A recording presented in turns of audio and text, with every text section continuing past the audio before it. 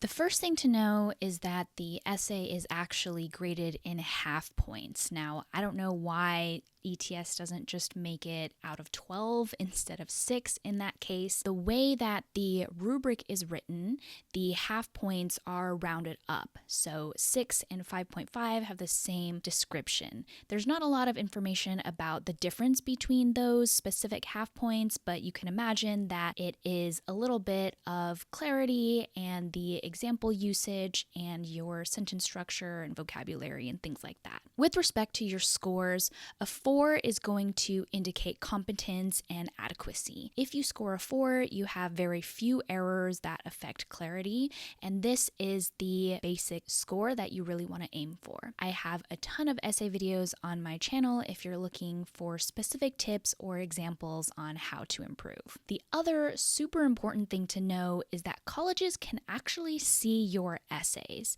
So this isn't necessarily that important, but it's good to know because most people assume that the schools that you send your scores to will just see your actual scores. But as you can see from the screenshot, ETS sends your entire essay as well. This kind of means that you might want to be a little bit careful if you're using very political examples. The thing to keep in mind is that how you explain those examples is going to be so much more important than the actual example itself. The rubric, as we are looking at again, really emphasizes analytical skills, the development of your ideas, and sentence variety, as well as structure and usage. Just because you use an example that might be controversial doesn't mean necessarily that that will affect your score or how colleges see you, but it does mean that you really want to focus on making sure you explain your examples, that you're not explaining a specific political point, but how that example relates to your prompt. The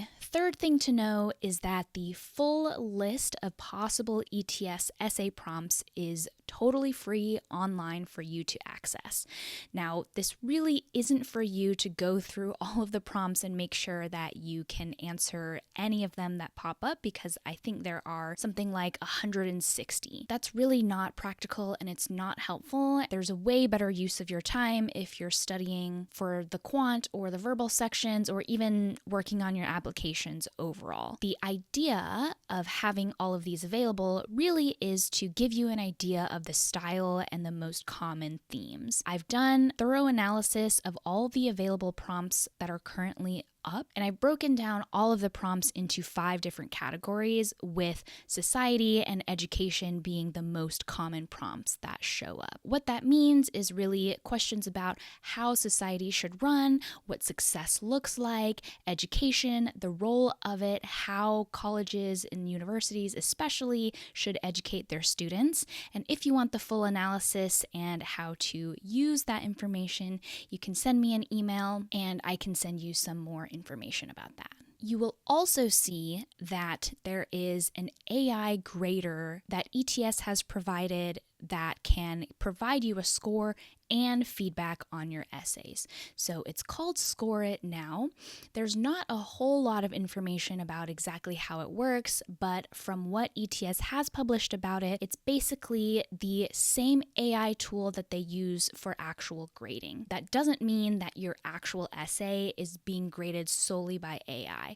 The way that they have explained it is that your essay, once you submit it, is graded both by a human grader and this AI tool. The score that the human grader gives you is going to take precedence, and the AI is there to make sure that there are no big discrepancies or something like that. That said, generally speaking, this tool should be pretty close to where you're at and should provide you some information about how you're doing in terms of essays, because it's so hard to know if you don't have feedback. The way that it works is that you pay $20 and you can submit 2 different essays.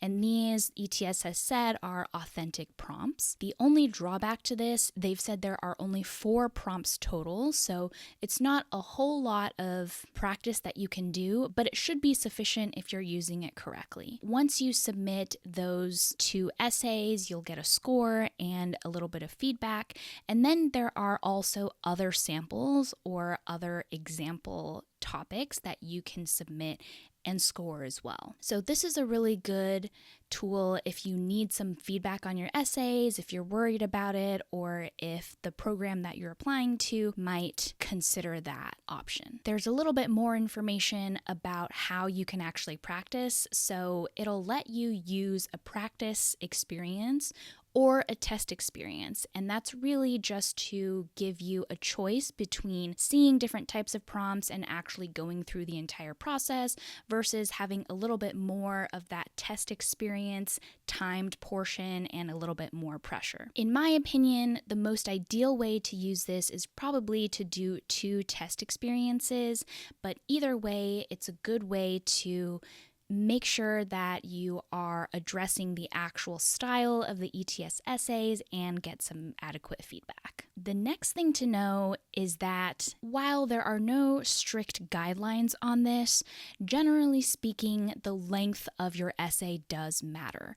That means that you should probably write as much as you can. A lot of people will hear this and start to panic because many people will write 300 or 400 word essays and think that that is already stretching a lot of their abilities. I totally understand because you're really on a time crunch and some of these topics are really difficult. That's why I think some of the essay analysis that I was talking about earlier can really help you. But as a general guideline, you want to write as much as you can. There are a lot of ways to do this. Some of the best advice I can give you is to consistently ask yourself questions. Why? Why are you arguing this logic? Any examples that you bring up? Why are they helpful? Writing more is not really about directly increasing your score. It's about how you can actually explain the points that you're making. So take this as an example. All parents should volunteer at their schools.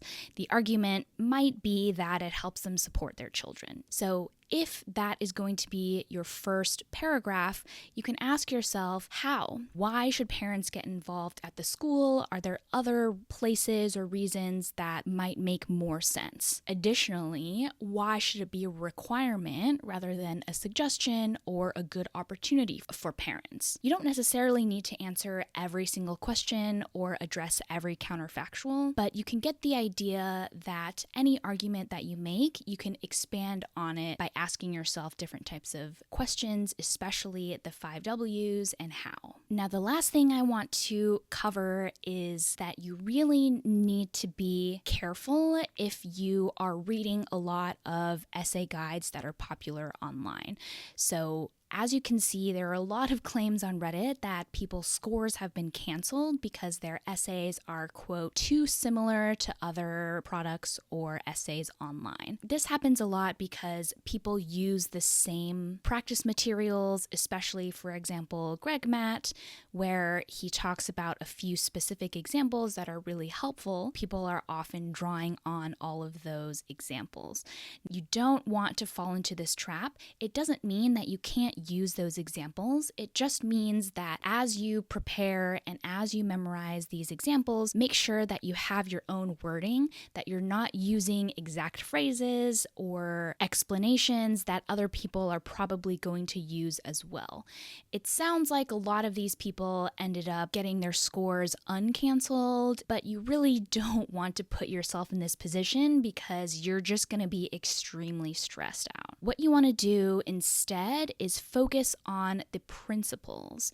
So if GregMat talks about some Greek mythology, for example, make sure that you thoroughly understand it, that you know how to talk about it in your own way, and make sure that you're tailoring it to the specific question that's being asked. While it's a lot easier to memorize and regurgitate what it is that you know, the more that you can show your own critical thinking and answer some of those why and how questions, the better that your essay is going to be. I have a great video on how to come up with better examples that you might want to check out there. Good luck! Check out what my student Josh had to say about working with me. Visit my website or email me at alicechengre@gmail.com to learn more.